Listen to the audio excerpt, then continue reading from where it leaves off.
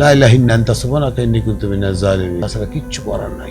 ঢাম ঢাম ঢাম টেস্টেল মনে করেন আমি তো ঢুকে গেলাম। 33টা না তো 34টা বাড়ি আমরা চেঞ্জ করেছি। বিশ্বাস করো এই দেশটা তোমার বাপের নাকি তখন হিট হয়ে কাওয়া কাদের মিয়া হিট, তোমার চেয়ার ভেঙে যাচ্ছে হিট, আমরা যা ছাড়ছি সব কটাই হিট। কোন শিল্পীকে নাই যে আমি ডাকিনি। হাই না একটা আজকে প্রোগ্রাম আছে, একটা গান গান, এই মাথা খারাপ নাকি? এখন সব আমাদের শহীদ প্রেসিডেন্ট জিয়া রহমান আমাকে ডেকেছে, ওকে তো ডাকছে কে প্রেসিডেন্ট। মানে আমার অবস্থা যে আমি প্যান্ট ট্যান্ট মানে একদম ভিজে যাবে এরকম অবস্থা। গত বন্যাতে টিএসসি থেকে যে টাকা উঠছে টাকার হিসাব গেছে কোথায়? মহাচোর। শব্দ বোমা কিন্তু অ্যাটম বোমার চেয়েও খারাপ। সালমান শাহ যখন মারা গেল 29 জন আত্মহত্যা করলো। রাসূলকেই তো কত ডিস্টার্ব করছে আমরা যার উম্মত। আল্লাহর কথাই বা গোটা পৃথিবীতে কতজন শুনে। আল্লাহ ধরে না আল্লাহ পাক ধরলে আবার তাকে ছাড়ে না। দে জেল ভেঙে দে তোরা দেরি করিস না, জেলের ভিতর মাকে আর থাকতে দেব। সাপকে বিশ্বাস করা যায়, আওয়ামী লীগকে না। সুপ্রিয় দর্শক, আপনাদের স্বাগত জানাচ্ছি বাংলা ভিশন পডকাস্টের আরেকটি নতুন পর্বে। আপনারা জানেন আমরা অভ্যুত্থানের জুলাই শিরোনামে পডকাস্ট করছি নিয়মিত। আজ আমার অতিথি হচ্ছেন গীতিকার সুরকার ইথন বাবু। তাকে আসলে নতুন করে পরিচয় করে দেওয়ার তেমন কিছু নাই। তিনি অন্যতম জুলাই যোদ্ধা, তাকে সঙ্গীত যোদ্ধাও বলা হয়। গত শেখ হাসিনার রিজিমে তিনি বিভিন্ন সময় নানাভাবে নিগৃহীত হয়েছেন, নিপীড়িত হয়েছেন, তার মধ্যেও তার যে কাজ চালিয়ে গেছেন। তা আমরা সেই সব কথা আজ ইথন বাবুর কাছ থেকে শুনবো। ইথন বাবু, এখন আপনি কেমন আছেন আসলে? জি আসসালামু আলাইকুম। আলহামদুলিল্লাহ ভালো আছি, আপনি কেমন আছেন? ভালো আছি, আপনাদের দোয়ায় ভালো আছি। তা আচ্ছা, আপনি তো শেখ হাসিনার পুরো সময়টাই আপনার জীবনে অনেক ঘটনাবহুল ছিল, অনেক ঘটনাবহুল ছিল। তা আপনি সঙ্গীত চর্চার মাধ্যমেই শেখ হাসিনার রিজিমের বিরুদ্ধে যে ফাইটটা করে গেছেন, লড়ে গেছেন, সবসময় সেই লড়াইটা আপনার জারি ছিল। তো আপনি তো আপনার আসলে ঘটনা আছে অনেক। আসলে কয়েকটা ঘটনা যদি আপনি আমার দর্শকদের সাথে শেয়ার করেন, যে আপনি যে সব পরিস্থিতির মধ্যে দিয়ে আপনাকে যেতে হয়েছে আপনার দলকে। আগে আমাকে বলেন যে আমার সময় কতটুকু। আপনি বলেন, অসুবিধা নেই। এমন ঘটনা হয়েছে যে এত এত এত গল্প জমে আছে, জি, যে গল্পটাতে অনেক সময় লাগবে। 16 বছর 17 বছর সে কষ্টের গল্পগুলা মানুষের কাছে তুলে ধরতে হবে, ধাপ ধাপ ধাপ ধাপ ধাপ। বর্তমান আমাদের প্রধানমন্ত্রী তারেক রহমানের উপরে কি অত্যাচার, জি, তার মা 3 বারের প্রধানমন্ত্রী, আপসের নেত্রী যাকে বলা হয়, জি, তার উপর কি অত্যাচার, তার ভাই কোকো জীবনে দিতে হইল, চলে গেল। এই যে ট্র্যাজেডি, এটা হচ্ছে পারিবারিক ট্র্যাজেডির কথা বললাম। আর আমরা যদি সেই ইলিয়াস থেকে শুরু করি, ইলিয়াস ভাই থেকে শুরু করি, গুম খুন হত্যা মামলা যাকে পাচ্ছে তাকে নিচ্ছে, আপনাকে পায়নি আপনার বাবাকে নিয়ে গেছে, আর ভাইকে পায়নি স্ত্রীকে নিয়ে গেছে, স্ত্রীকে পায়নি তার বাচ্চাকে নিয়ে গেছে। এই যে জিনিসগুলো তৈরি হচ্ছিল, এটা বিভীষিকাময় পরিস্থিতি তৈরি, বিভীষিকাময় পরিস্থিতি তৈরি করা হচ্ছিল। গুম হয়ে যাবে, আজ পর্যন্ত কতজন গুম হয়ে আছে, তাদের পরিবার কি জানে ফিরে আসবে কি আসবে না? অনেকেই তো ফেরেন না এখন, অনেকে ফিরেনি। প্রায় 481 জনের মধ্যে এখনো গুমের কোনো খবর নাই।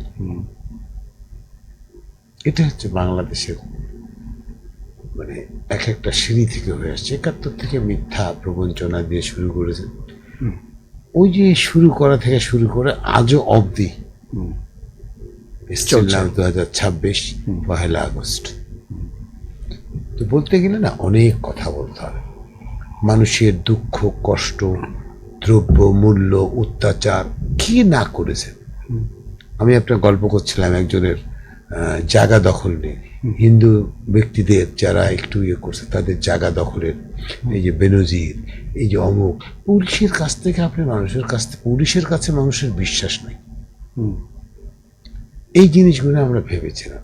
এবার আসেন এই আস্তে আস্তে আস্তে আস্তে আস্তে তখন আমরা আন্দোলনে, আমি, খালেদা মুন্না, আমাদের ইঞ্জিনিয়ার, আপনার তারপরে রিপন, তারপর পরাণ, তারপর রোজেন, তারপরে আরো অনেক, শিবাসানু, মৌসুমি তো আছে, সবাই মিলে আমরা চিন্তা করেছি যে কি করব, আমাদেরকে তো কিছু করতে হবে।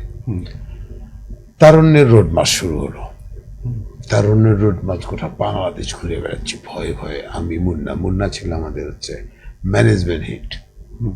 এই সব টুক টুক টুক টুক টুক টুক করে আগাচ্ছি, মনে করুন ধর ধর ধর চুরদের ধর, জনগণ করছে প্রতিবাদ, দফা এক দাবি এক, শেখ হাসিনার পদত্যাগ।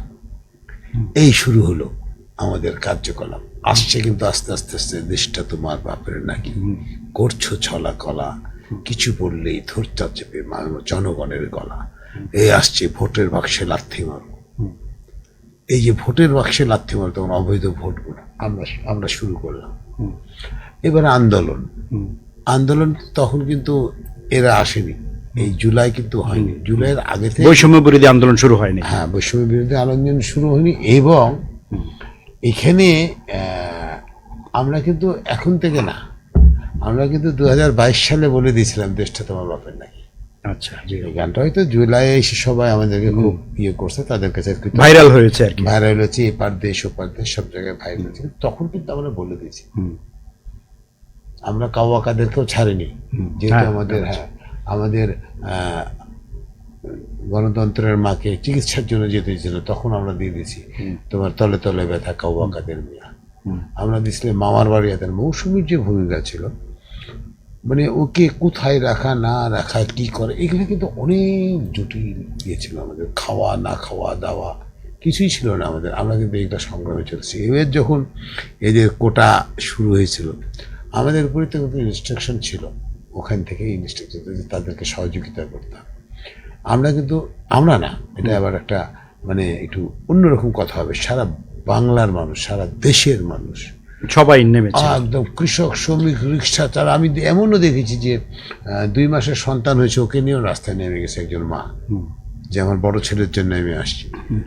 তো এই জুলাইটা নিয়ে আপনি আমাকে যখন বলবেন, তখন জুলাইকে নিয়ে একটাই কথা হলো, জুলাই কিন্তু অংশগ্রহণ সবার না। আমরা বলতে চাচ্ছি জুলাই তো আর একদিনে আসে না, এটা একটা পটভূমি তৈরি হয়েছে দীর্ঘ 15 বছর। হ্যাঁ, পটভূমির কথাটা আমি ওই পটভূমিটা কিন্তু আপনাকে নিয়ে এসে আমি করে দিয়েছি, বা আমার দর্শক শ্রোতা যারা ভক্তরা আছেন তারা হয়তো বুঝতে পারছেন। জি, জুলাইটা আসলে আমি গতবারই বলেছিলাম জুলাই কারো বাপের না।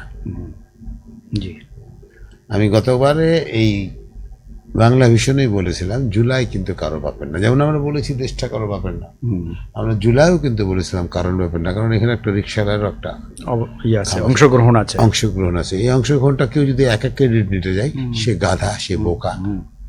জুলাই নিয়ে যেগুলা মনে করেন কীর্তিকলাপ চলছে বা অমুক সমক, এটা করা উচিত না। জুলাইয়ের যারা আহত আছে তারা কষ্ট পাবে। জুলাইয়ের সাথে প্রতারণা করার একটা সাবলীল ব্যাপার হয়ে গেছে, অনেকে অনেক কিছু বলতেছে অমুক সমক, এই জিনিসগুলো উচিতই না। 71 থেকে কিন্তু 71 মুক্তিযুদ্ধের চেতনা, জুলাই কিন্তু আর একটা প্ল্যাটফর্ম। আমরা বলেছি যে জুলাই হচ্ছে সেই সূর্য ওঠা ভোর, জুলাই হচ্ছে সূর্য ওঠা ভোর। এই যে বাচ্চাগুলোকে নিয়ে, এই যে 1400-1500 বাচ্চা ছেলে মেয়ে এখান থেকে সেখান থেকে সব কিছু মিলিয়ে 2000-এর উপরে, কিন্তু আপনি মারা গেছে 2000-এর উপরে, মানে শহীদ হয়েছে 2000-এর উপরে, কিন্তু আপনি একটা জিনিস চিন্তা করে দেখেন খালি আহতদের কি অবস্থা, যারা বেঁচেও প্রায় মৃত। সবচেয়ে মজার বিশেষ আপনাকে ওখানে বলি, যারা আহত আছে তাদের আড়ালের গল্প, যে তুই আহত আছিস কেন, তোর পা নাই, তুই মরে যেতে পারলি না, ওই ছেলেটা কি করবে?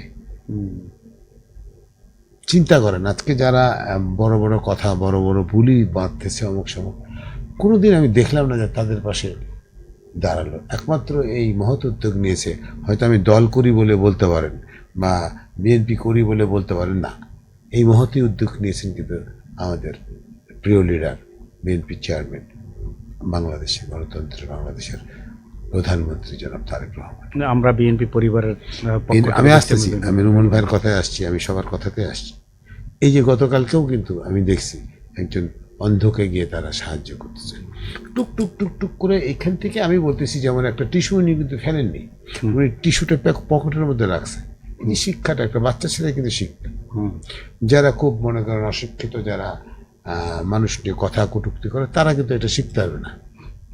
তারা হয়তো টিস্যু দিয়ে নাকিয়ে করে ওখানে ফেলে দিয়ে, লোকের মধ্যে ফেলে দিয়ে। এই যে শিক্ষার বিষয় আছে। আপনি শহীদ প্রেসিডেন্ট জিয়া রহমান নিয়ে মানুষের সামনে যখন কটূক্তি করতে যাবেন, শহীদ প্রেসিডেন্ট জিয়া রহমান আসলে কি ওটাকে ধারণ করতে হবে। জি, আপনি যখন আমাদের তিনবারের প্রধানমন্ত্রী আপসীন নেত্রী বেগম জিয়াকে নিয়ে কথা বলতে হবে, আপনাকে বহু চিন্তা করতে হবে। আগে তাকে জানতে হবে, তারপরে না আমি তার সম্পর্কে মন্তব্য করতে পারবো। তাহলে এই যে দেখেন, শিক্ষা কাকে বলে, মমিনুল মনে হয় ইয়ের আপনার হেফাজতের, উনি 5ই আগস্টের পর মামুনুল হক, মামুনুল হক, আমাদের দেশনেত্রীর সাথে দেখা করতে গেছে। আধা ঘন্টা সে গল্প করছে, একবারও তাদের কথা, ফ্যাসিস্টের কথা সে মুখ আনেনি। এটা কিন্তু আপনাদের ইয়েতে আছে, মিডিয়াতে আছে। একই কথা আসিফ নজরুলও বলছিল, উপদেষ্টা। হ্যাঁ, আসিফ নজরুল ভাইও বলছিল এটা। তো এই যে দেখেন কি অত্যাচার, 40 বছরের একটা বাসায় থাকা, 4টেখানি কথা রে ভাই, সেখান থেকে উৎখাত করে দিলেন, প্রতিশোধ।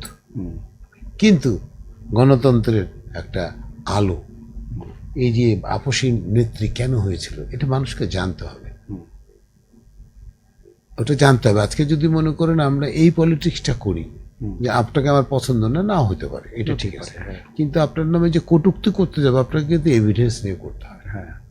যদি কটূক্তি শুনেন, শব্দবোমা বলে কিন্তু একটা শব্দ আছে, হয়তো অনেকে লাফাচ্ছে যে অমুকজন ভালো তমুকজন ভালো, তারা অশিক্ষিতরা করতেছে, এটা শিক্ষিত কোনোদিন করবে না। শব্দবোমা যদি কাজে না লাগতো তাহলে আজকে আমরা উৎখাত করেছিলাম এক শব্দবোমার জন্যই ফ্যাসিস্ট হাসিনাকে। কি বলেছিল সে বলেছিল রাজাকারের নাতিপুতি, তাহলে শব্দবোমা ছিল এটা কেউ নিতে পারেনি আমরা। আপনাকে অথবা আমি জাস্ট একটা এক্সাম্পল দিচ্ছি, আমি কারো বিরুদ্ধে কোনো কথা বলছি না, এক্সাম্পল দিচ্ছি যে এই জিনিসগুলো আমাদেরকে জানতে হবে।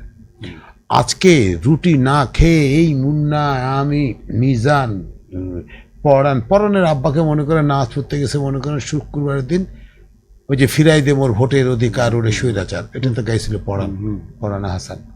ওর বাবাকে মসজিদ থেকে তুলে নিয়ে চলে গেল। কি চিন্তা করতে পারবেন, সে যে রামপুরার কমিশনার, সে এখন পালিয়ে আছে।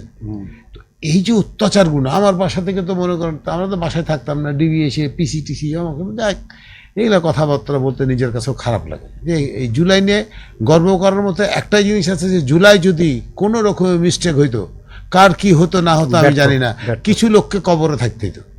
আমরা হয়তো জেল মেল হয়ে, আপনাদের চোখ মুখ নাই, হয়তো গুমটুম হয়ে যেতাম। আমরা তো গুমটুম হয়েই আছি, আমাদের পরিবারের কাছ থেকে কিন্তু আমরা বিদায় নিয়ে নিয়েছি।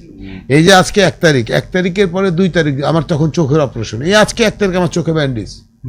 আমি তখন কালে গত 2 বছর আগের কথা, 24 আমরা আমার টিয়ার সেলের রাখছিল, আমরা তখন আমি, মুন্না, রিপন সবাই মনে করে নিয়েতে কি বলে রামপুরাতে।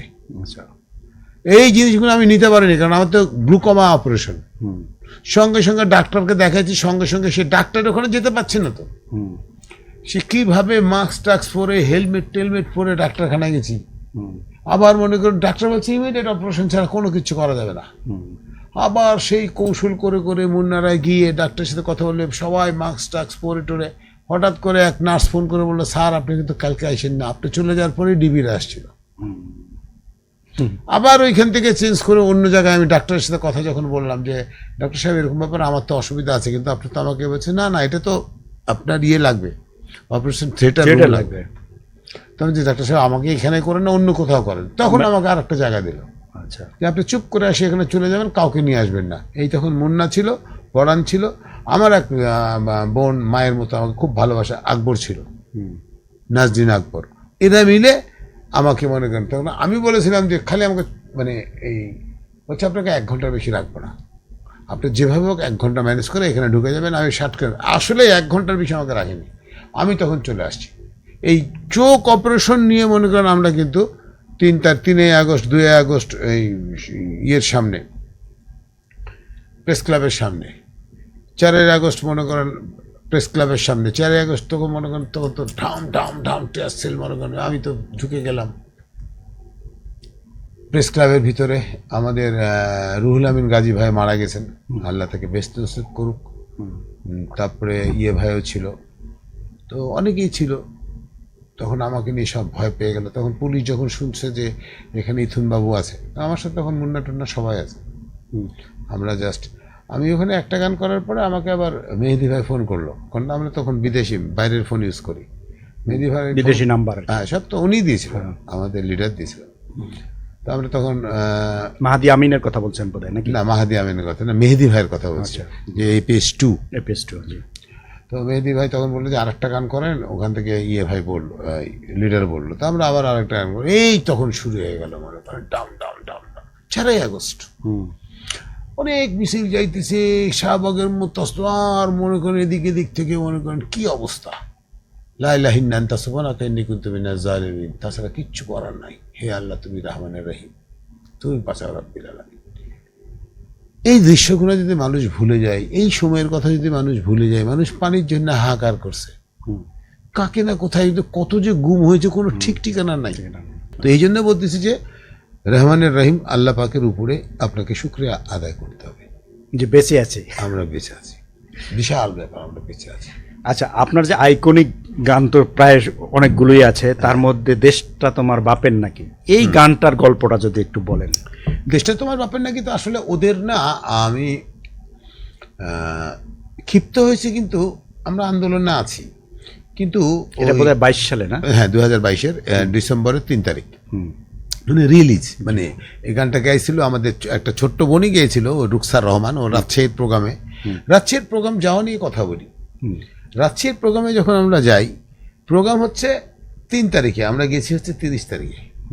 কারণ তখন তো আপনারা মনে করুন ফ্যাসিস্ট, ট্রেন বন্ধ করে দেয়, লঞ্চ বন্ধ করে দেয়, ব্যাস বন্ধ করে দেয়। আমরা 3 দিন আগে মনে করেন রাজশাহী থেকে, 3 দিন আগে থেকে যেতেই হবে আর কি, যেতেই হবে। কোনো এরকম অনেক জায়গাতে গেছি। তো ওইখান থেকেই এই গানটার আমরা তার আগেই মনে করেন ওই রুকসার রহমানকে বললাম তুই আই, ওরা গেছিল। গিয়ে পরে হয়তো ওর ফ্যামিলির কারণে ও আমাদের সাথে থাকতে পারেনি বেচারি, না তো গানটা হয়তো ওরই ভাগ্যে থাকতো গাওয়া, মানে রেকর্ডেডটা হয়তো মৌসুমী চৌধুরী আর আসতো না। এটা হলো এরকম অনেক গল্প আছে। যেমন আপনাকে ছোট্ট গল্প বলি, এটা আপনার ভালো লাগবে শুনলে।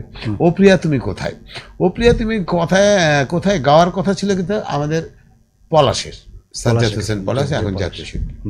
পলাশকে যখন বললাম, পলাশ বুকের জমানো ব্যথা অমুক সমক, ও প্রিয়া তুমি কোথায়, তুমি গাও, ভালো লাগবে। পলাশ বলছে না বাবা, এটা ফিল্মের গানে গেল। তাহলে ঠিক আছে থাক। অ্যান্ড্রো কিশোরকে বললাম, অ্যান্ড্রো কিশোর বলছে বাবু তুই একটা ভরাট গলা, আমরা তো একই ওস্তাদের ছাত্র, বাবু একটা ভরাট গলা নিয়ে কাজ করলে সবচেয়ে ভালো হয়, আমাকে তুই বাদ দে। কারণ দাদা ওই জায়গায় ও প্রিয়া তুমি কোথায়, এগুলাতে যেতে সে তো জাত শিল্পী, বুঝতে পারছে, বুঝতে পারছি। তাহলে ঠিক আছে, এই 1 বছর বন্ধ হয়ে গেল। এই একদিন এই আসিফকে, এই আমাদের আলী আকরাম শুভর স্টুডিওতে গান গাচ্ছিল, একটা ছবির গান গাচ্ছিল, খেপা বাসু, মনে আছে আমার সব। তখন ওই ছেলেটা গাচ্ছিল দিল সোরে তুই কোথায়, হা এরকম কিরি গলাকার, এত সুন্দর। তখন ওর সাথে একটা আমারই শিল্পী ছিল বিপাশা, বাবলু বিপাশা, সেই বিপাশা, ও অনেক গান হিটেছে ওর। ও তখন বললো যে ভাই আপনার সাথে একটা কথা বলবে, আসিফ নামের ছেলে। তখন আমি তো গান শুনে তো বুঝে নিলাম। তখন আলী আকরাম শুভর কিন্তু বাজানো ও প্রিয়া তুমি কোথায়, মানে আমার মিউজিশিয়ান হিসেবে ছিল।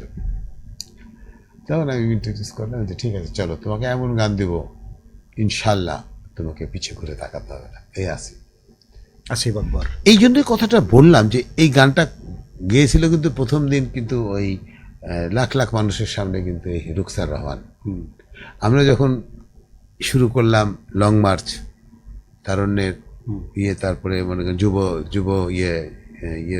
করাগোনা, যুব সমাবেশ, তারপরে বিএনপি সমাবেশ, মহাসমাবেশ, বিভাগীয় গোনা, তখন আর অংশগ্রহণ করতে পারলো না রুকসার রহমান তখন অংশগ্রহণ। আজকে খুব ভালো লাগলো যে বিষয়টা আমাদেরকে, যে মানে মানুষকে অবমূল্যায়ন করা যাবে না, আমি যেটা বলছি। ওর কিন্তু ভাগ্যটা খারাপ হয়ে গেল। এর আগে কিন্তু ওর একটা সুপার গান হিট ছিল, দে দে জেল ভেঙে দে তোরা দেরি করিস না, জেলের ভিতর মাকে আর থাকতে দিব না, ওটা কিন্তু রুকসারের গাওয়া। এখানেও কিন্তু রুকসার আমার সাথে কিন্তু অনেক করছে, এই ভিডিও করে দেয়নি, এই গান ছেড়েন না, পোস্টারে ছবি দেন না, এগুলো কিন্তু করছে। কারণ ও ফ্যামিলিতে ওর দোষ না, ওর কিন্তু মন কিন্তু ওর ফ্যামিলিতে ওর যারা ছিল Bindings ছিল। কিন্তু তোর ব্যান্ডেজ থাকলে তো গেতে হওয়া উচিত না। আমি যদি সৈনিক হই, আমি যদি আর্মিতে যাই, আমি যদি পুলিশে যাই, আমি যদি বিডিআরে যাই, তো আমাকে তো ওইটাতে দেশের কথা চিন্তা করতে হবে না। প্রথমে তো দেশ, নাচতে নামলে তো আর ঘোমটা দিয়ে লাভ নেই। ঘুমটা দিয়ে লাভ না, প্রথমে দেশ। সেটা বলছি, এই যে ভাগ্য। এবার আসেন যে এই গানটা যখন আমরা রাশিতে করে আসলাম, রাশিতে করে আসার পরে আমরা অন্য অন্য সব প্রোগ্রামে গান করছি। তখন মৌসুমী আর আমি, আমাদের পড়ান মুন্না, সবার সাথে গল্প করি, আমি আমাদের আবার আড্ডা করি, আমরা একটা এই প্রোগ্রাম করে নিয়ে এসে আড্ডা করি, সবার সাথে একসাথে করি। তো এইখানে তখন পড়ান বলছে যে গুরু, এই গানটাকে আপনি ফেলে দিয়েন না, রুকসার আপা আসছে না, আপনি এটা ট্রাই করেন।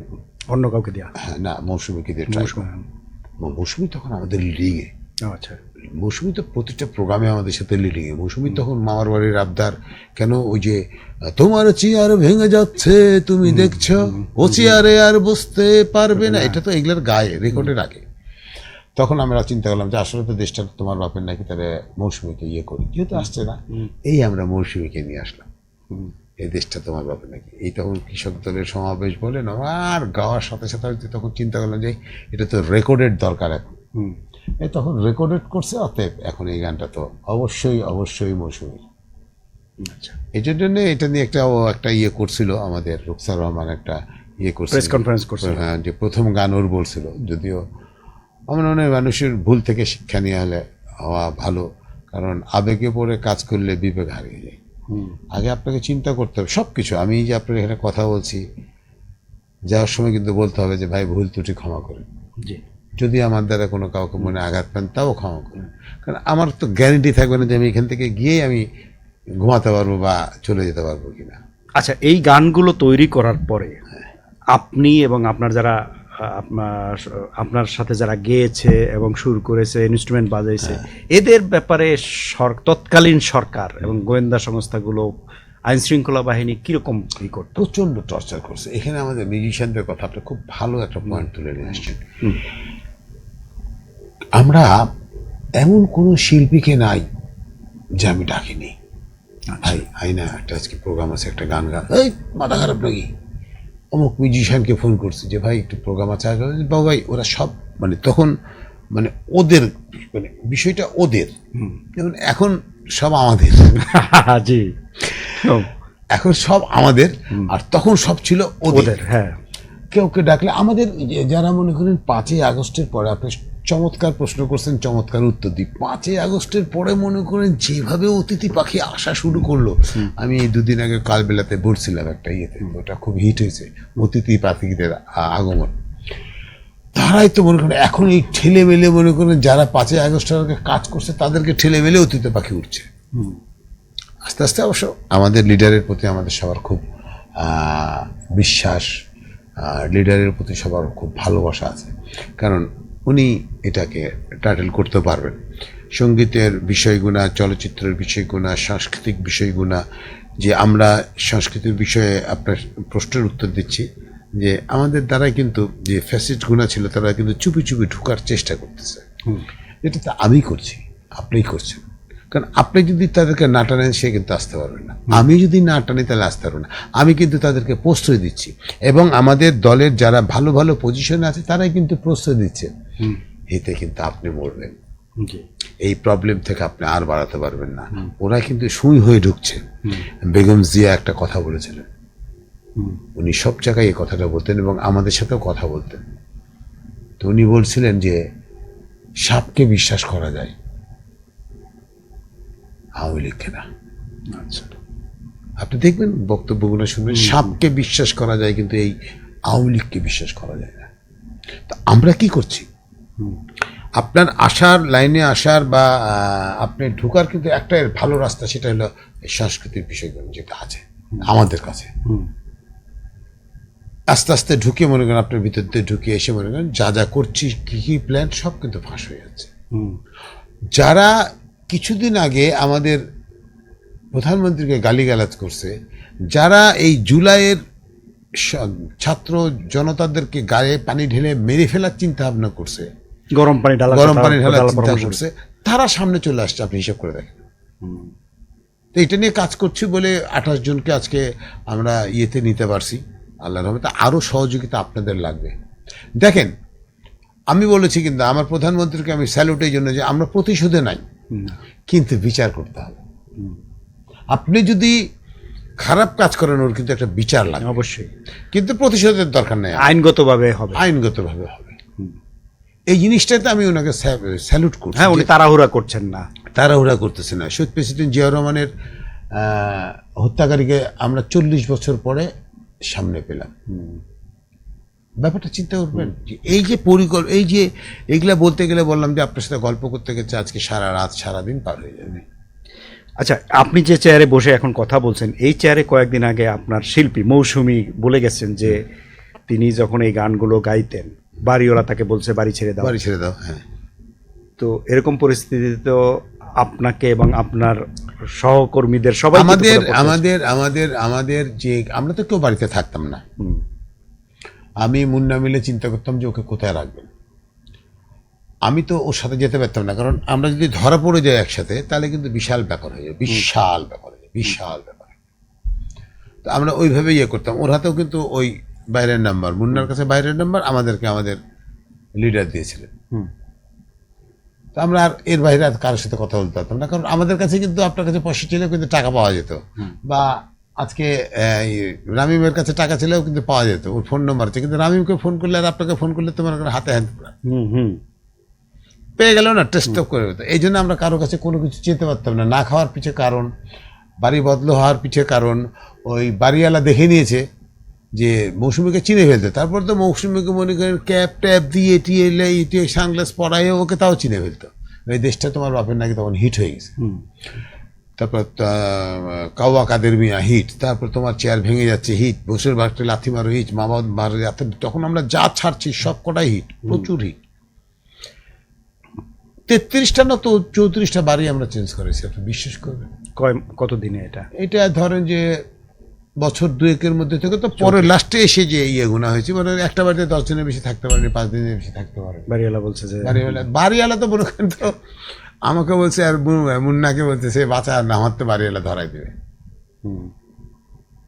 এরকম খালি আমাদের শিল্পীর সাথে হয়েছে বলে না, যারা এগুলোর সাথে ইয়ে ছিল, যেমন আওয়াজ উঠাও আমাদের হান্নানকে তুলে নিয়ে আসছিল ইয়ে থেকে, নারায়ণগঞ্জ থেকে। আপনার যারা শুনেন, যারা ছিল তাদেরকে অবশ্যই মূল্যায়ন করতে হবে।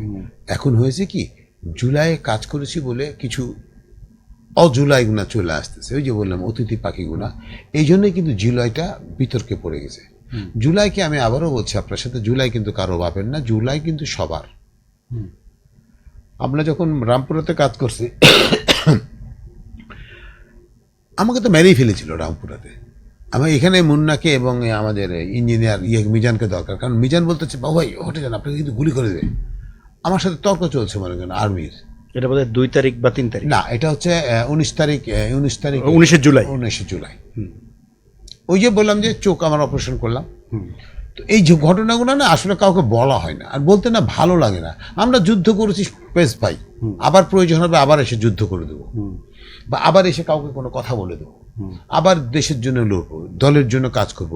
এখন তার ওই ইয়ে না, এখন হলো আমরা সবাই মিলে দেশটাকে সুন্দরভাবে গড়ব না। তো ধরেন এই যে জুলাই আন্দোলন বা অভ্যুত্থান, এটার তো একটা অনেক রকম ইতিহাস আছে, কিন্তু আপনারা যে লড়াইটা করলেন এইটার একটা ডকুফিকশন মনে হয় হওয়া উচিত আমি মনে করি। আমি এটা নিয়ে আমাদের একটা পরিকল্পনা আমরা করি না, কারণ মনে হবে কি যে নিজের ঢোল নিজে বাজাচ্ছি। আচ্ছা, আপনার কাছে আমার একটা প্রশ্ন, আপনি আমাকে কেন রাখলেন? এই কারণে দেখেছি যে আসলে আমরা আপনার এই যে আপনার বিবেকে যখন নাড়া দিবে যে এই ছেলেগুলো তো মনে করেন 5ই আগস্ট রাত্রি 1:30-2টা পর্যন্ত শাহবাগের মোড়েই ছিল, হ্যাঁ, এই ছেলেগুলো তো তখন গান করে গেছিল, এই ছেলেগুলা প্রেস ক্লাবের সামনে ইয়ে করছে, এই জীবন বাজি রেখে কাজ করছি। তারপর মনে করেন রামপুরাতে কাজ করছি, মগবাজারের মোড়ে যে বাংলা মোটরে আমরা কি না করেছি, কত লোককে কত রকম ভাবে খাওয়াইছি চিন্তাই করতে পারবেন না। এই গল্প করতে গেলে অনেকে কেঁদে ফেলবে। আমাদের দুঃখ কষ্ট, আমরা তো পাউরুটি খেয়েছি একদম মানে গন্ধ পাউরুটি। ধরেন যে 300 ফিটের ভিতরে গিয়ে একটা মনে করেন দারোয়ানের বাসিতে আমরা আছি, তো উনি তো মনে করেন সেই ওখানে ওইভাবে নাই, একটা ফ্যান আছে মনে করেন ওইখানে আছি, আর ওর ফোন থেকে তো কোথাও ফোনে কথা বলতেছি না, কারণ আমি যাকে ফোন করবো সে ফোনগুলো টেস্ট যদি হইতো তাহলে আমি শেষ। পাউরুটি গন্ধ হয়ে গেছে, ওই গন্ধ পাউরুটি মনে করেন চাঁদে ভিজিয়ে খেয়ে নিয়েছি। উপায় ছিল না। উপায় না, কোনো উপায় ছিল না, কোনো রকমের উপায় ছিল না। কতদিন না খেয়ে থাকছি, কতদিন পকেটে পয়সাই তো ছিল না। আপনার টিমে মেম্বার কতজন? আপনার সদস্য? আমরা ছিলাম টোটালি 16 জন 17 জন। 16-17 জন। এর মধ্যে ছেলে কয়টা, মেয়ে কয়টা? মেয়ে ছিল সত্যি কথা বলতে একটাই, মানে মৌসুমী শেষ পর্যন্ত টিকে শেষ ছিল। পর্যন্ত ঠিকই ছিল। টিকে ছিল। আমরা বললাম না আপনাকে, কেউ আসেনি। এটা তো বলছেন শুরুতেই। মৌসুমী ছাড়া কেউ আসেনি। আর মৌসুমী তো আমাকে সবচেয়ে মজার বিষয়, তো আমাকে আব্বা বলে ডাকে। হ্যাঁ, সে কথা সেও বলেছে। হ্যাঁ, বাবা বলে ডাকে। আমিও ওকে মেয়ের চোখে দেখি, এখনো ওইভাবেই আগলে ধরে রাখছি। ওদেরকে নিয়ে কাজ করছি, কাজ করে যাচ্ছি। অবশ্য এদেরকে নিয়ে কাজ করতে হবে। তবে আপনার ওই কথাটা বললাম যে আপনি যেমন আমাকে ডাকলেন, এটা আমার প্রধানমন্ত্রীও বুঝে যে আমরা কাজ করতাম, কারণ প্রধানমন্ত্রীর সাথে তখন কথা হতো। ফেলে দিয়া ভুলে যাওয়া আপনাকেও একদিন ভুলে যাবে। আপনার ভালো কাজগুলো যদি আপনি স্বীকৃতি না দেন, ভালো কাজের যদি মূল্যায়ন না করেন, আপনিও কিন্তু একদিন এই মূল্যায়নের জায়গায় এসে একটা ক্রস চিহ্ন পাবেন। কি, তুমি তো মূল্যায়ন করোনি, তুমি কি মূল্যায়ন পাবা? হে, আপনাকে মূল্যায়ন করা জানতে হবে। মানুষের একটা কথা, একটা সুন্দর ভাষা, একটা পরিষ্কার পরিকল্পনা কিন্তু মানুষকে অনেক দূরে নিয়ে যায়। আমার আম্মা বলতেন, আমার আম্মা ছিলেন টিচার, মানুষ হয় ব্যবহারের গুণে, পর আপন হয় স্নেহের বন্ধনে। বাহ। মানুষ হয় ব্যবহারের গুণে, পর আপন হয় স্নেহের বন্ধনে। আপনি ব্যবহারে মেন। জি। এই জন্যই বলতেছি যে জুলাই যারা নিহত হয়েছে তাদের প্রতি শ্রদ্ধা, যারা আহত আছে তাদের দিকে বেশি তাকানো উচিত। ওই যে গল্পটা বললাম, যারা আহত তারা এখন ঘরের বোঝা, আপনি জানেন। আবার কিছু কিছু আছে আহতরা, ওরা আবার মনে করেন হেভি ব্যাপার।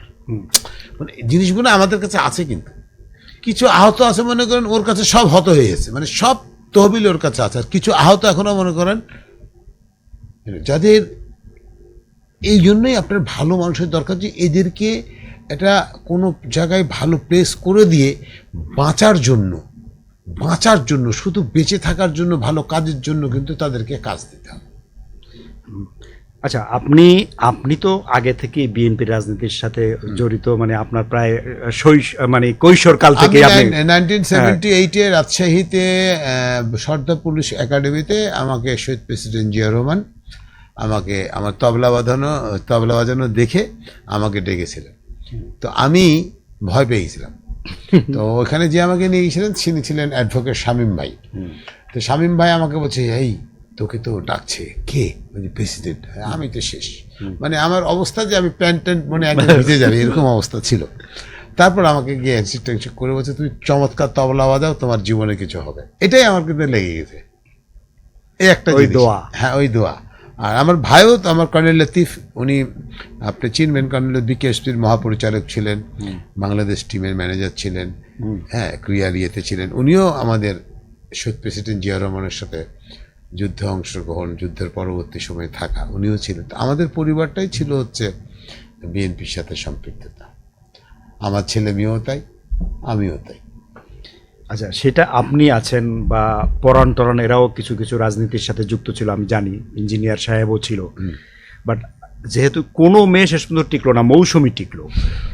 অন্য মেয়ে আপনার সাথে থাকতে চেয়েও থাকতে পারে না, পারিবারিক বাধার কারণে। অনেকে রুকসারের পারিবারিক বাধা। আর আরেকটা মেয়ে আমাকে বলে দিয়েছিল, আমি ওনাকে ফোন করছিলাম, নাম না বলি, তো ফোন করছিলাম যে আমার সাথে খুব ইন্টিমেসি ছিল, আমি অনেক গান করছি।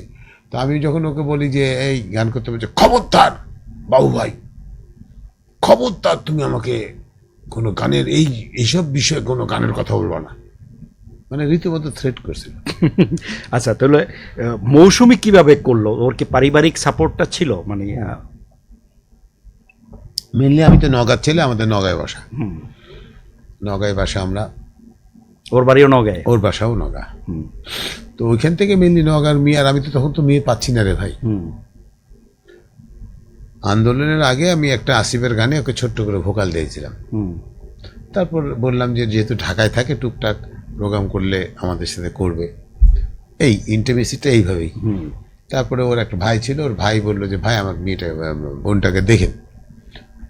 এই শুরু হলো আমাদের এই পথ চলায় মানে সম্পর্ক যেভাবে হয়। আজকে সে আমার মেয়ে হয়ে কাজ করছে, আমি তার বাবার মতো কাজ করছি।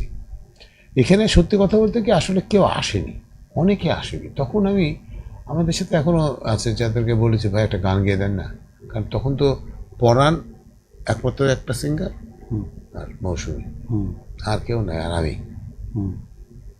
আমি আর পরাণ আর মৌসুমী, আর সিঙ্গার বলতে আর কেউ নাই। কারণ গান লেখা বলেন, সুর বলেন, অমক বলেন, সব আমাকে করতে হয়, আমাকে মিউজিক করতে হয়। ভোরবেলায় উঠে আমাকেই কার সাথে কাজ করবো এটা কিন্তু কেউ জানে না, ভিডিও এডিটিংটা কার সাথে করবো কেউ জানে না। আমি একা একা চলে আসতাম মাস্ক পরে। হুন্ডা আলাগুনা আমাদেরকে খুব হেল্প করছে। কেউ বুঝতে পারেনি যে এতগুলো ভিডিওগুলো কিভাবে আসলো। আমি ইউটিউবে ঢুকে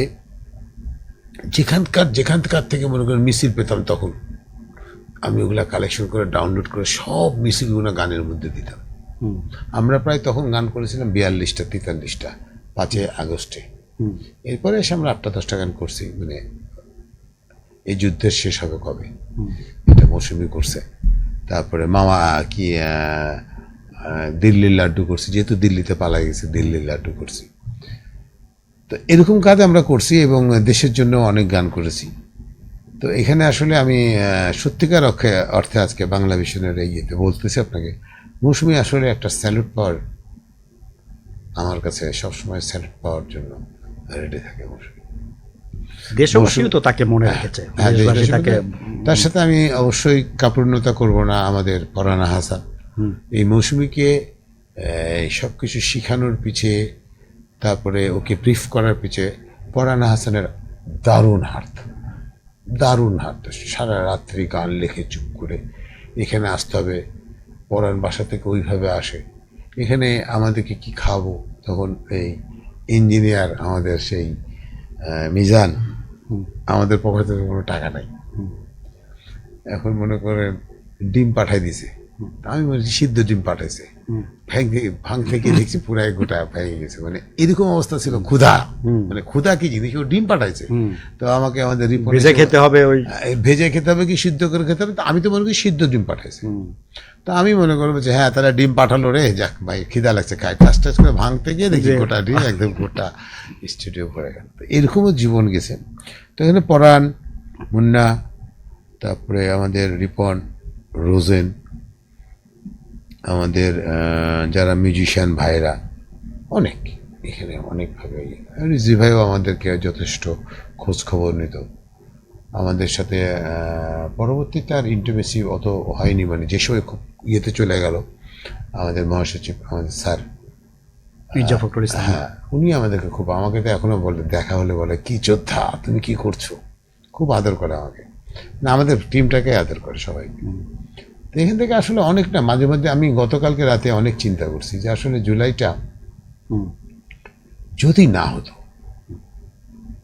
বিশ্বাস করে থাকবেন, মানে একদম আপন গড় থেকে বলছি, এই যে যারা এই শিক্ষি কিছু করতেছে অমুক সমক হ্যান ত্যান, যারা এই এনটিভি সরকারের যে ইয়েটা 18 মাস 2 বছর পার করলে আসলে তারা কি করলো, এই যে লোকজন বলছে, আমি না কিন্তু, যে একটা ছোটি স্যান্ডেল পরতো, একটা সেট পরতো, আর সে ইউনিভার্সিটি থেকে সে আসা যাওয়া করতো, তারা এখন কোটিপতি হয়েছে। না, আল্লাহ রিজিকের মালিক, আল্লাহ দিয়েছে, এটা কিন্তু অহংকার পতনের মধ্যে। আপনি জুলাইয়ের জায়গাতে গিয়ে আপনি কাজ করেন, অন্তত আপনি কাউকে আর কিছু করার দরকার না। যারা আহত আছে তাদের ভালো করে খবর নিয়ে তাদের একটা পুনর্বাসন করে দেন, যে তুমি আহত আছো, তোমাকে আমি মাসে টাকা দেবো, এগুলো না, তাহলে ও বসে খাবে। ও যতটুকু পারবে, যারা একদম পারবে না তাদের পরিবারকে একটা চাকরি দেন, যারা একদম পারবে না তাদেরকে একটু আলাদা সাইডে নিয়ে গিয়ে একটা ইয়ে করেন। এইগুলা লাগবে, যেটা আমার প্রধানমন্ত্রী ইনশাল্লাহ আমাদের এই জিনিসটা রাখবে। কারণ গানের মধ্যেও কিন্তু অনেকে আজকে মনে করেন অনেকে না খেয়ে আসে, যারা আর আসে না। এই যে 16 বছর 17 বছর আমি আপনাকে বলি, আমাদেরকে না টেলিভিশনে বা কোথাও আমাদেরকে গান গেতে দেয়নি বা ঢুকতে দেয়নি। এটা একটা কেমন একটা কালচার ছিল, চিন্তা করতে হবে। অথচ 2001 to 2006 নির্বিঘ্নে সবাই টেলিভিশনে গান করছে, আর আমরা তো এগুলোর মধ্যে ঢুকি না, আর আমি তো এগুলোর মধ্যে ঢুকিও না। আপনি কেন মানুষের মেধা নষ্ট করবেন? এবার আপনার সাথে আমার প্রশ্ন চলবে। সেটাই তো, আপনি একজন ভালো গান করেন, ইয়ে করেন, প্রতিবার তো বিকাশের সুযোগ থাকে। হ্যাঁ, তো আপনি কেন ইয়ে করতে দিবেন না? আপনাকে গান গাইতে দিবে না, টেলিভিশনে ঢুকতে দিবে না। যারা অর্থে কষ্টে আছে, এরকমও বাংলাদেশ টেলিভিশনে শিল্পী আছে যে মাসে 2টা প্রোগ্রাম করে তার সংসার চালায়। আমার সাথে বর্তমান যে প্রতিমন্ত্রী, আমাদের তথ্যের প্রতিমন্ত্রী ইয়াসির ভাইয়ের সাথে আমার কথা হয়, আমি তখন তাদেরকে বলি, আপনি কি জানেন বিটিভিতে যারা কাজ করে, যারা গান করে, তাদের কি অবস্থা? তা আমরা কি করলাম? এই যে আমরা মনে করেন 6 মাস ধরে আমরা কার জন্য, কোন শিল্পীর জন্য, কার জন্য কি হবে? শিল্পী মরে গেলে হাত পাতে যে এই ক্যান্সার হয়েছে, অমুক হয়েছে, টাকা দাও, এই অমুক হয়েছে, তমুক হয়েছে, টাকা দাও। এই যে মনে করেন গত বন্যার কথা বলতেছি, গত বন্যাতে টিএসসি থেকে যে টাকা উঠছে, টাকার হিসাব গেছে কোথায়? কেউ চাইছে না, তারাও দেয়নি। তো এখন যখন আপনি এইসব কথা বলবেন, তখন আপনি কিন্তু খারাপ হয়ে যাবেন। কিন্তু আপনি কথা বলতে পারবেন, কিন্তু আপনি কিন্তু বাজে বিহেভ করতে পারেন না। ওই যে বিহেভটা আপনাকে কন্ট্রোল করতে হবে। শব্দ বোমা কিন্তু খুব খারাপ বোমা, অ্যাটম বোমার চেয়েও খারাপ। এই শব্দ বোমা করতে গিয়ে, আমি বারবার করে বলছি, শব্দ বোমা করতে গিয়ে কিন্তু আজকে কিন্তু পতন কিন্তু ফ্যাসিস্ট শেখ হাসিনা, এই একমাত্র শব্দ বোমার। বেশি কথা বলতে আপনি শব্দ বোমা বললেন, হয়তো আমি ছেড়ে দিলাম, ঠিক আছে, তুমি পাগলের মতো বলছো, ওই ছেড়ে দিবে। কিন্তু কিছু কিছু ভালো ভালো মানুষ আছে যারা বিলিভ করে, নেতাদেরকে বিলিভ করে, অন্ধভক্ত থাকে না কিছু। আমাদের তো, যেমন আমি আপনাকে একটা ছোট্ট কথা বলি, তখনকার ইয়েতে মারা গেল হচ্ছে আপনার আমাদের ওই যে ওই নায়কটার নাম কি, সালমান শাহ। সালমান শাহ যখন মারা গেল, 29 জন আত্মহত্যা করল গোটা বাংলাদেশে। সালমান শাহ কোনোদিন কি ভাবছিল তার জন্য যে সেও তো আত্মহত্যা করুক আর মারা যাক, তার জন্য মানুষ ভাবতে পারে না? আচ্ছা, এখন চিন্তা করে দেখেন, তাহলে এরকমও দিন গেছে যে কোনো ছেলেকে কেউ কিছু বলেছে, তার জন্য গিয়ে মানুষ জান দিয়ে দিছে না। গালি দেওয়াটা বা মানুষ সম্বন্ধে আপনার মানে কোনো মানুষকে আপনি আসলে সৃষ্টি সেরা যে বলা হয়েছে। আর আপনি যদি মনে করেন ওই জাস্ট পশুদের মতো কাজ করি, ওটা তো পশুরা করতে পারে, মানুষ করতে পারে না। এই যে যেমন এতে খুব ভালো একটা ট্রোল লাগছে আমার কাছে, যে গাধাকে ট্যাঙ্কের উপর উঠায় রাখছে, জিজ্ঞেস করছে, কি রে গাধা তো ট্যাঙ্কের উপর নামবে কি করে? বলছে, তুই কি চিন্তা করছিস? বলছিস, না রে দোস্ত, আমি তো চিন্তা করি এই গাধাকে এই সেখানে উঠালো কে? ওর মাথার মধ্যে চিন্তা করতে, নামানোর চিন্তা নাই, ওই গাধাকে উঠালো কে? এই যে গাধাদেরকে আমরা উঠাচ্ছি, এখানে কিন্তু একটা মারাত্মক একটা আছে, হিউমার আছে, যে গাধা ট্যাঙ্কির উপর দাঁড়ায় আছে, আর ও চিন্তা করছে এক বন্ধু যে নামবে কি করে, আর ও চিন্তা করতে সেটা গাধাকে উঠালো কি করে। তো এই যে আমাদের মধ্যে যে মনে করেন আমাদের দেখেন লেখাপড়া বলেন সবকিছু, কিন্তু আমাদের দেশে কিন্তু আমাদের ছাত্রছাত্রীরা কিন্তু যথেষ্ট ট্যালেন্ট। এদেরকে যদি আপনি সুযোগ সুবিধা দেন আল্লাহর রহমতে, এরা কিন্তু গোটা বিশ্বকে জয় করতে পারে। বাংলাদেশের ছাত্রছাত্রীদের মধ্যে মেধা আছে, আমরা আমাদেরকে দিয়ে বুঝতে পারি। একটা গান যদি গোটা বিশ্বকে লড়াই দিতে পারে, তা আমাদের ছেলেমেয়েরা কি করবে? এই জন্য সুযোগ করতে হবে।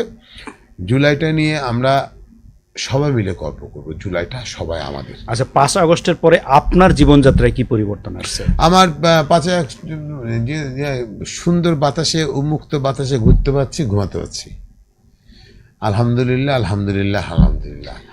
আর সুযোগ কি আসছে না, আমি জাসাস করি, যেহেতু ইনশাল্লাহ আমরা আল্লাহ ধৈর্যশীলকে পছন্দ করে, তো সেইখান থেকে হয়তো আমাদের প্রিয় প্রধানমন্ত্রী, আমি আপনাকে একটা কথা বললাম যখন আপনার সাথে আলাপকালে, বলছিলাম যে আমি পাখি থাকতে চাই, আমি উঠতে চাই, আমাকে কোথাও বসাবেন না। আমি আবারও বলতেছি হাত জোর করে, কারণ বসালে হবে কি, আমি আর কাজগুলো করতে পারবো না। আমি উঠতে চাই, মানুষের সাথে মিশতে চাই, মানুষের পাশে থাকতে চাই, দেশের জন্য খাটতে চাই, মানুষের পাশে থাকতে চাই, ভালো কাজ করতে চাই। 2 দিনের দুনিয়া একটা ভালো কাজ করে গেলে আমার জন্য ওই লোকগুলোই দোয়া করবে। অতএব ভালো কাজ করার সামনে অনেক সুযোগ আছে, যেহেতু আমার প্রধানমন্ত্রী ভালো কাজের সবচেয়ে মারাত্মক প্রমাণ, এবং সে অনেস্টি করে যেভাবে চিল্লাচ্ছেন এবং যেভাবে খাটছেন, সেই খাটার পাশে কিন্তু লোক লাগবে। আপনাকে শিখতে হলে কিন্তু আদর্শকে ধরতে হবে। আপনি তো পড়েই শিখবেন, আপনি কোরআন পড়েন, যাই পড়েন, বাংলা পড়েন, ইংলিশ পড়েন, যাই, আপনাকে পড়েই শিখতে হবে। তো পড়ে শিখলে হবে না, আপনাকে জ্ঞান নিতে হবে। জ্ঞানটা হলো মেন ব্যাপার। আপনার জ্ঞানের মেন বিষয়টা হচ্ছে আপনার জ্ঞানটা কি কাজে লাগাবে। ওই পানির ট্যাঙ্কে গাধা উঠলো কি করে, ওই একজন চিন্তা করছে, আর একজন চিন্তা করছে নামবে কি করে। এই চিন্তার মধ্যে পার্থক্যটাকে তো এখান থেকে আপনি কোনটা নেবেন এটা আপনাকে বুঝতে হবে। অশিক্ষিতরা কোনোদিন, ওই যে আমার মা বলতো যে শিক্ষিত শত্রুর চেয়ে অশিক্ষিত বন্ধু ভালো না, অশিক্ষিত বন্ধুর চেয়ে শিক্ষিত শত্রু ভালো, আম্মা বলতো। তো এই যে মনে করেন এই বিষয়গুলো আমরা যদি ঠিক মতো মানুষের কাছে পৌঁছাতে পারি, শুনেন আমার রাসূলেরই তো কত ছিল না, রাসূলের পিছিয়ে লোক লাগার জন্য, অমুক করার জন্য, তোমার রাসূলকেই তো কত ডিস্টার্ব করছে আমরা যার উম্মত। আল্লাহর কথাই বা গোটা পৃথিবীতে কতজন শুনে। হ্যাঁ, অতএব আমরা তো এরকম মহামানব না কিছু। আমি আপনাকে জাস্ট দুটো উদাহরণ দিয়ে রাখলাম, কিন্তু আমরা আমাদের রাসূলের পথকে অবলম্বন করি, আল্লাহর বাণীকে আমরা অবলম্বন করি, আমরা মেনে চলি, আমরা নামাজের প্রতি কৃতজ্ঞতা জানাই, সৃষ্টিকর্তা আল্লাহ রাব্বুল আলামিনের কৃতজ্ঞতা জানাই। কিন্তু মরতে হবে। জাস্ট শেষ কথা দিয়ে আমি আপনাকে বলে দিই, মরতে হবে এই জন্য যে আপনি কিছু নিয়ে যেতে পারবেন না। আমরা ইথুন বাবু কিন্তু পৃথিবীতে বেঁচে থাকবো যতদিন পর্যন্ত কিয়ামত না হবে, কারণ আমাদের অনেক গান আছে, খালি সৃষ্টির মধ্য দিয়ে, আমাদের সৃষ্টির মধ্যে দিয়ে বেঁচে থাকবো। আল্লাহ রাব্বিল আলামিন, মহান রাব্বিল আলামিন এরকম সৃষ্টি করার ক্ষমতা কিছু লোককে দেয়, তার মধ্যে কিন্তু আমাদের গর্ব করার বিষয় আছে। এই জন্যে honesty is the best policy. প্রতিটা ধর্মে, প্রতিটা গ্রন্থে, সব জায়গাতে লেখা আছে আপনার সততা, অনেস্টি আপনাকে ভালো জায়গায় নিয়ে যেতে বাধ্য। আপনার অর্জন যদি করেন, গর্জন করতে হবে না, ও গাছ ফল দিবেই। আচ্ছা, আপনার যে 16 বা 17 জনের টিম ছিল ওই সময় বা আছে এখনো, তো এরা কি এরা মানে যেমন পরাণ, মৌসুমী, এরা তো বিবাহিত ছিল না, না, যার কারণে এদের পিছু টানটা কম ছিল। তার মধ্যে বিবাহিত কেউ কেউ আছে না? না আমরা না, এখন ঘটনা হলো যে বিয়ে তো করতেই হবে। যদি বিয়ে ওরা এগুলা পার্সোনাল ব্যাপার, আমি ঢুকি না সাধারণ। জি জি, ও যদি বাসা থেকে করায় দেয় বিয়ে, তবে এখানে আমি এবং খালেদিনা মুন্না সবসময় চেষ্টা করি। যেমন আজকে আমি আমার বাসা থেকে আসার সময় মুন্না যখন আসলো, তখন আমি মুন্নাকে বলছি, মানে মুন্না মানে আমাদের ম্যানেজমেন্ট, এবার হচ্ছে রামপুরা থেকে ও কমিশনার ইলেকশন করবে ইনশাল্লাহ। ও খুব ছাত্র করা ছেলে, সাহসী ছেলে, আমার মতো পাগল, একটু সাহসী ছেলে। তো ওকে আমি বললাম, তো আমরা কর্মসংস্থানের ব্যবস্থা করতেছি, 17টা না, আমরা কিন্তু ইতিমধ্যে কিন্তু আমাদের কাজ শুরু করছে। আপনি শুনলে খুব খুশি হবেন। আমরা এবার যে নারী দিবস গেল, আমরা 10 জনকে কিন্তু সাহায্যের হাত বাড়াইছি। এবং আমাদের আমরা ডাক্তার জাহেদ খান ছিলেন প্রধান অতিথি, এবং উনিও যেগুলা আমাদের যাদেরকে আমরা হেল্প করেছি, সাহায্য করছি, তাদেরকে নিয়েও কাজ করছি। তো এইখানে মনে করেন কাউকে 35,000, কাউকে 40,000 এভাবে করছে। আমাদের একজন জাসাসের ভাই সহায়ক ছিল, উনার ওয়াইফকে দেখছি, পরে শুনছি যে এরকম ব্যাপার, আমরা তাকে আবারও সাহায্য করব। গতবারে এবারে তো এইটা করি, গতবারে কিন্তু আমরা মনে করেন আমাদের ওখানে রিজি ভাই ছিল, ইস্টাক ছিল, ভাই ছিল, বিমানমন্ত্রী ছিল, সবাই ছিল আমাদের এখানে। আমরা কিন্তু গতবারও 12-14 লক্ষ টাকা দিয়েছি, তখন কিন্তু ওই সরকার, ইউনূস সরকার। আমরা কিন্তু কাজ করছি, আমরা যে খালি সবাইকে নিয়ে না, আমরা সবার পাশে থাকি, মৌসুমীর পাশে আছি, পরাণের পাশে আছি, আকলিমার পাশে আছি, সবাইকে নিয়ে আমরা আজকেই মুন্না আমি আপনার মানে বাড়ানোর সময় চিন্তা করছি যে আমরা কি করবো। তো বাবু এইগুলোতে এইভাবে করবো আমরা কর্মসংস্থানের ব্যবস্থা করতেছি, এবং মানুষের পাশে থাকার ব্যবস্থা করতেছি, এবং সবাইকে নিয়ে ভালো থাকার চেষ্টা করতেছি, এবং দেশটা ভালো জায়গায় যাক, ভালোভাবে থাকুক, সবাই ভালোভাবে একটা বাংলাদেশ পৃথিবীর বুকে দেখেন। আপনাকে আমি আজকে ছোট্ট কথা দিয়ে শেষ করি।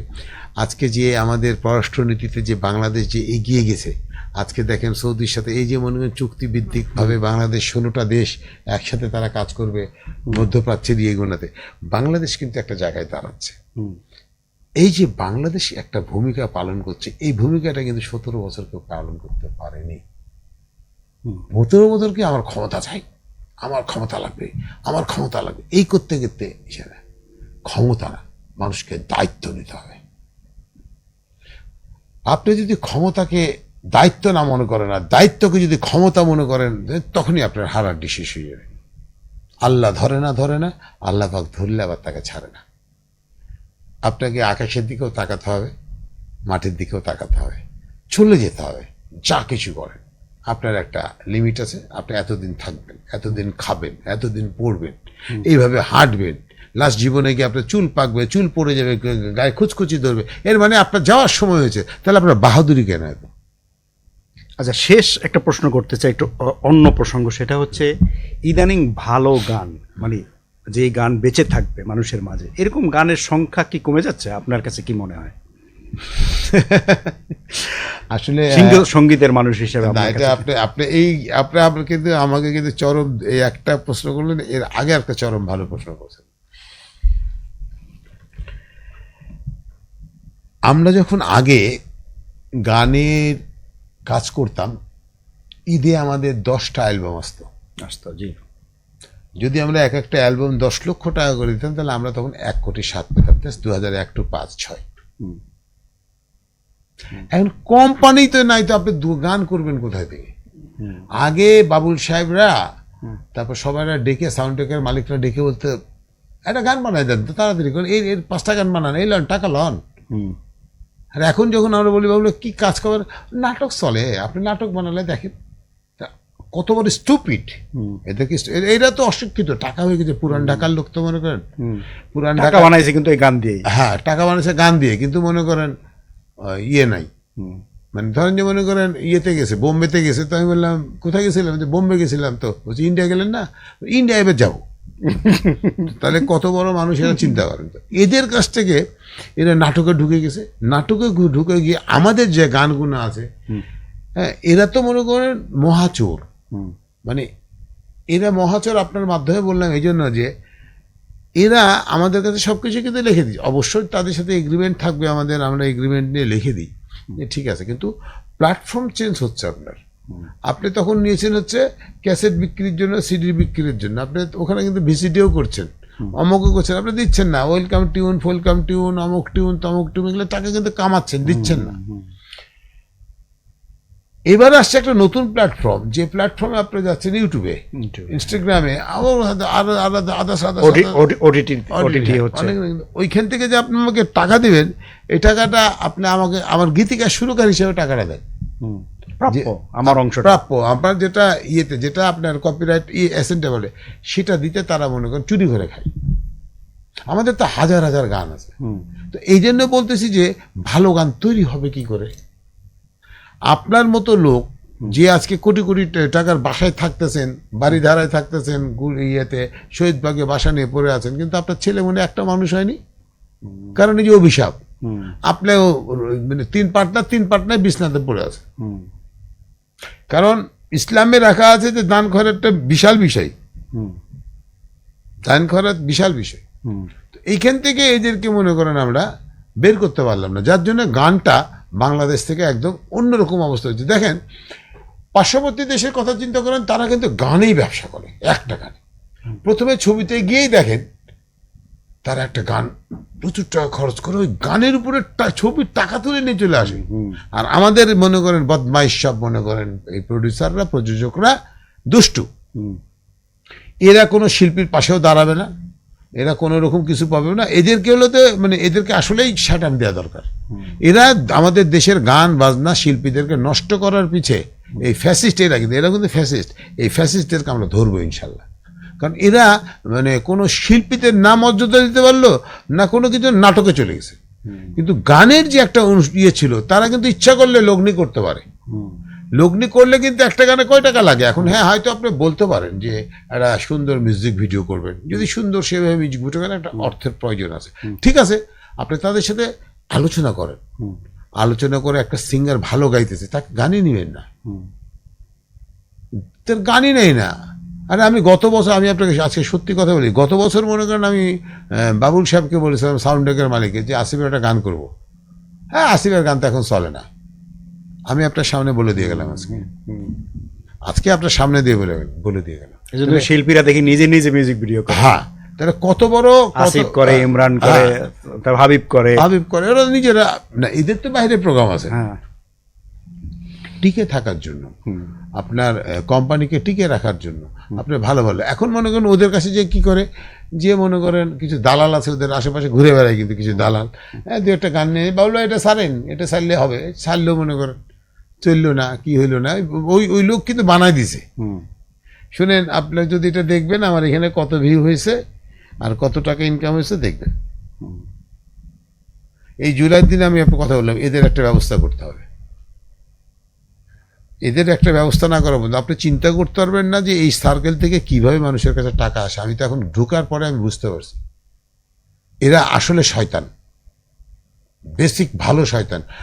আমার গানের আমার এখন থেকে ধরেন যে 2001 থেকে ধরেন, তখন তো আমরা বুঝতাম না যে এই ওয়েলকাম টিভিতে টাকা পাওয়া যায়, তখন তো কোটি কোটি টাকা পাওয়া যায়। আমাদের নকল সিগনেচার নকল করে ওরা টাকা নিয়ে আসছে বড় বড় প্ল্যাটফর্ম থেকে। আমি কিছুই বলি না, ঠিক আছে আমরা সেই করছি অংশগ্রহণ, কিন্তু এই বদমাইশটা বন্ধ করতে হবে। ওই যে আমার প্রিয় লিডার আমার প্রধানমন্ত্রী বলছেন না, প্রতিশোধ নিব না কিন্তু বিচার নিব। জি, ধন্যবাদ ইথন বাবু ভাই। আপনার সাথে গল্প করলে আসলে এই দিন পার হয়ে যাবে। হ্যাঁ, আমি তো আপনাকে আগে বলেছি। তবে আপনি আমি আবার খুব হারিয়ে যাওয়া ছেলে না, আমি ধরার ছেলে। আমি করতে পারি, আল্লাহর রহমতে আমি অনেক ভালো কাজ করতে পারি। আমি উজ্জ্বল আলো দেখতে পারি, আমি সূর্যকে খুব ভালোভাবে গ্রহণ করি, চাঁদের আলোকে খুব ভালো করে গ্রহণ করি এবং সাহস সঞ্চয় করি। এতটুকু বলতে পারি, বাংলাদেশে গান, চলচ্চিত্র, নাটক এগুলো সব আবার প্রতিষ্ঠিত হবে যদি আমরা সবাই মিলে ঐক্যবদ্ধভাবে কাজ করতে পারি। আমরা খালি ওই জাস্ট জাতীয় খেলাটা দিয়ে শেষ করে দিই যে জাতীয় খেলা হচ্ছে হাডুডু। এই পা টানাটানি না করে আমরা যদি আমাদের সংস্কৃতিটাকে সুন্দর মন নিয়ে কাজ করা যায়, যেহেতু আপনার অভিমত থাকতে পারে কাকে কি না, কিন্তু মেধাকে আপনি নষ্ট করেন না। মেধার মূল্যায়ন, মেধার মূল্যায়ন করেন এবং দেশটা আমাদের সবার, দেশটা আমাদের সবার, এটা আপনাকে মনে রাখতে হবে যে এই দেশটা কারো বাপের না, আর জুলাইও কারো বাপের না, জুলাইও আমাদের সবার। এখানে জুলাইয়ের রক্তগুণা কিন্তু অন্যরকম ছিল। এখানে তো চোখ থেকে বলা, হয়তো আমার দর্শকদেরকে আমি একদিন এসে তাদেরকে অন্যভাবে একটা কথা, আমার প্ল্যান আছে, এই প্ল্যানে একটা কথা বলবো, ওনাদেরকে সবাইকে ডেকে নিয়ে এসে যারা যারা গান করতো তাদেরকে, যেমন গানের শিল্পী মৌসুমী, আমি পরাণ যখন বসবো, তারপর ধরেন যে হান্নানকে নিয়ে আসলাম, মুন্নাকে নিয়ে আসলাম, রিপনকে নিয়ে আসলাম, ডক্টর ইঞ্জিনিয়ার মিজানকে নিয়ে আসলাম, রোজনকে নিয়ে আসলাম, শিবাকে নিয়ে আসলাম, সবাইকে নিয়ে আসলে হবে কি একটা আড্ডা হবে। তখন ওই যে কাজটা করেছে আরো ভালো বলতে পারবে, কারণ আমার ব্যথা না আমি ছাড়া কেউ বলতে পারবে না। তো সবাই ভালো থাকবেন, দেশের সাথে থাকবেন।